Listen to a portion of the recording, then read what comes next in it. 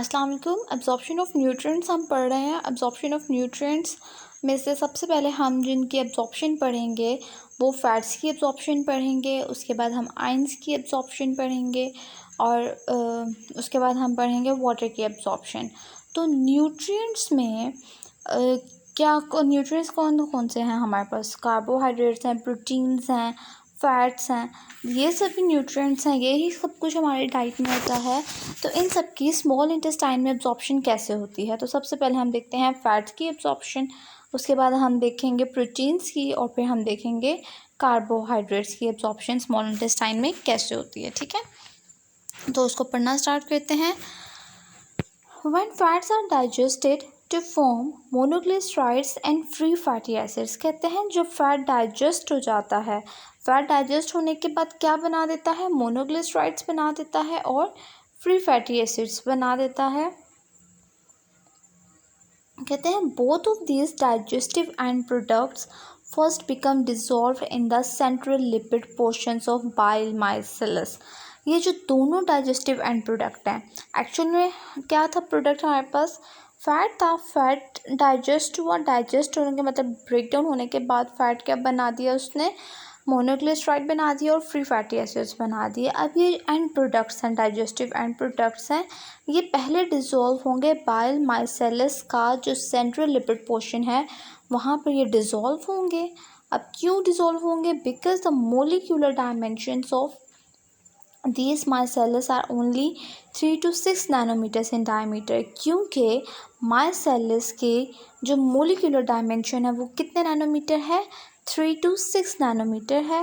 And because of their highly charged exterior, और बाहर वाली साइड पर इनके पास चार्ज हाईली होते हैं, ज़्यादा होते हैं, तो ये क्या हो जाते हैं? सोल्यूबल होते हैं काइम में। जो काइम हमारा माउथ में बनता है ना, हम बोलस बन जाता है, फिर वो काइम बनता है, जितना ज़्यादा वो मैस्टिकेट हो जाएगा और सोल्यूबल हो जाएगा और छोटे छोटे से पीसेस बन जाएंगे, तो फिर काइम में क्या होता है? सोल्यूबल होता है इन दिस फॉर्म। अब उस फॉर्म में क्या होगा कि मोनोग्लिसराइड्स और फ्री फैटी एसिड्स जो हैं are carried to the surfaces of the microvilli of the intestinal cell brush border. इस फॉर्म में मोनोग्लिसराइड और फ्री फैटी एसिड्स जो हैं वो माइक्रोविलाई की सरफेस पे जाएंगे। माइक्रोविलाई इंटेस्टाइनल सेल के जो ब्रश बॉर्डर के जो सेल है ना, उनमें माइक्रोविलाई छोटे छोटे से विलाय होते हैं। फॉर एग्जांपल ये इंटेस्टाइन है, यहाँ पर ब्रश बॉर्डर सेल्स होंगे, उनके ऊपर विलाय ऐसे छोटे छोटे से प्रोजेक्शंस होंगे। ठीक है, तो इन माइक्रोविलाई की सरफेस पे क्या आ जाएगा? ये मोनोग्लिसराइड्स और फ्री फैटी एसिड्स आ जाएंगे। और जब ये माइक्रोविलाई पे आ जाएंगे तो फिर वहाँ से ये पेनिट्रेट करेंगे रिसेसेस में। रिसेसेस एक स्पेस होती है, ठीक है, स्पेस में आ जाएंगे अमंग द मूविंग। वहाँ से मूव करते करते एगिटेटिंग माइक्रोविलाई जो मूव कर रहे हैं वहाँ पर चले जाएंगे। ठीक है, here both monoglycerides and fatty acids diffuse. अब यहाँ पर जहाँ पर ये रिसेसिस वाली जगह पर आ गए हैं फ्री मोनोग्लिसराइड्स और फ्री फैटी एसिड्स, अब यहाँ से ये डिफ्यूज़ करेंगे, इमीडिएटली डिफ्यूज़ कर जाएंगे, माइसेलस से बाहर आ जाएंगे, डिफ्यूज़ करके किधर चले जाएंगे? एपिथेलियल सेल्स के अंदर वाली साइड पे चले जाएंगे। और वो पॉसिबल है कि ऐसे पॉसिबल है बिकॉज द लिपिड्स आर, क्योंकि लिपिड भी एपिथेलियल सेल मेम्ब्रेन में सोल्यूबल होते हैं, इसलिए ये जो प्रोसेस है बाइल माइसेलस लीव करता है, स्टिल इन द काइम में जोड़ देता है।